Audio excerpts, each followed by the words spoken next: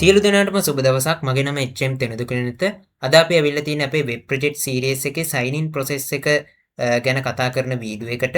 ඉතින් ඔයාලට බලා ගන්න පුළුවන් අපි මීට කලින් හදාගත්ත අපේ sign in process එක තිබුණු වෙබ් page එක. නමුත් අපි කලින් හදාගත්ත වෙබ් page එකේ අපිට කිසිම data එකක් input කරලා sign in වෙන්න කිසිම programming part එකක් එහෙමත් නැත්නම් එහෙම process එකක් තිබ්බේ නැහැ. නමුත් අපි දැන් මේ process එකත් හදාගෙන තියෙනවා.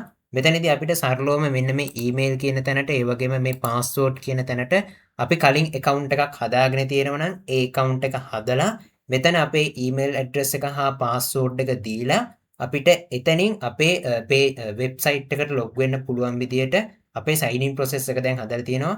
අපි දැන් බලමු ඒක වැඩ කරනවද කියලා. මම මෙතනදී මගේ ඊමේල් address එක දෙනවා. ඒ වගේම password එක විදියට මම මේක දෙනවා.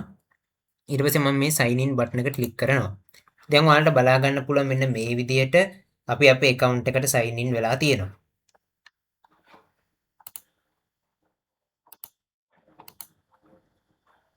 මෙතනදී මම ආයෙත් ඔයාලට පෙන්වන්න යනවා මේ sign in process එක හරියටම වැඩ කරනවද කියන්නේ. එතකොට මම මෙතනදී ආයෙවතාවක් email address එක දීලා මෙතනදී මම වැරදි password එකක් දෙනවා. එතකොට අපි වැරදි password එකක් දීලා බලමු. එතකොට මොන වගේ output එකක් එයිද කියලා. ඔව් ඔයාලට බලා ගන්න පුළුවන් invalid email or password කියලා. අපි දැන් password එක හරියට දීලා බලමු. ඊට පස්සේ මම මෙතනදී email address එක වෙනස් කරනවා. මම මෙතනදී email address එක වෙනස් කරලා ආයෙත් sign in එක දුන්නාම අපි බලමු මොන වගේ output එකක් එයිද කියලා. ඔව් same output එකම තමයි. අපිට invalid email or password කියලා message එකක් එනවා. ඒ කියන්නේ අපි type කරලා තියෙන email එක හරි password එක හරි වැරදි කියලා තමයි පෙන්වන්නේ. ඉතින් ඒකෙන් අපිට කියන්න පුළුවන් කිසිම විදියකට database එකේ නැති user කෙනෙක්ව website එකට login කරගන්න නැහැ කියලා. ඉතින් අපි දැන් බලමු කොහොමද අපි මේ sign in process එක හදාගත්තේ කියලා. හරි. අපි බලමු අපේ sign in process එකේ programming code එක කොහොමද ලියලා තියෙන්නේ කියලා දැන්. ඉතින් ඔයාලට පේනවා ඇති අපි කලින් sign up process එකට හදාගත්ත වගේම මෙතනදී sign in process එකටත් sign in process.php කියලා file එකක් හදාගෙන තියෙනවා. ඊට පස්සේ අපි මුලින්ම session start එකක් වගේම අපි කලින් වීඩියෝ එකේදී කතා කරපු අපේ database එක connect කරගන්න connection.php file එකත් මෙතනට include කරගෙන තියෙනවා. ඊට පස්සේ අපි email password සහ remember me option එකත් මෙතනට අරගෙන අවිල්ලා තියෙනවා. අපි remember me option එක ගැන ඊළඟ වීඩියෝ එකෙන් කතා කරමු. මේ වීඩියෝ එකේදී අපි බලාපොරොත්තු වෙන්නේ sign in process එකේ මූලික කාරණා විතරයි. ඉතින් එතනදී අපිට බලා ගන්න පුළුවන් අපේ email address එක password එක enter කරන තැන ඉඳලා ඒ email එක සහ password එක හරියට enter කරලා තියෙනවද? එහෙම enter කරලා නැත්නම් ඒක invalid password එකක් හරි email එකක් හරි කියලා output එකක් එන විදියට මෙන්න මේ විදියට programming code එකක් ලියාගෙන තියෙනවා. ඔයාලට බලා ගන්න පුළුවන්.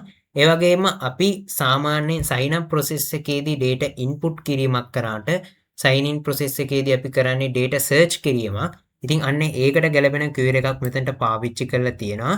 මෙතනදී අපේ database එකේ user table එකෙන් email address එක සහ password එක search කරලා login වෙන්න උත්සාහ කරන user input කරලා තියෙන email address එක හෝ password එක නිවැරදිද කියලා check කරන එක මෙතනින් කරලා තියෙනවා බලා ගන්න පුළුවන්.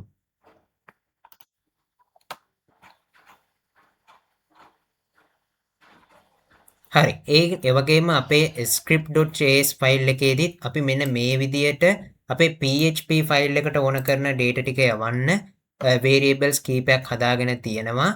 මේක අපේ JS ෆයිල් එකේ තමයි හදාගෙන තියෙන්නේ. එතනදී response එක ඒ වගේම අපේ email password remember me option එක තියෙනවා. ඒ වගේම මෙතනදී already stage එකක් දාගෙන තියෙනවා. එතනින් sign in warning එකක් දීලා තියෙනවා. ඊට පස්සේ home.php ෆයිල් එකට අපි හරියටම sign in වුණොත් යන විදියට මෙතනදී programming code එක හදලා තියෙනවා.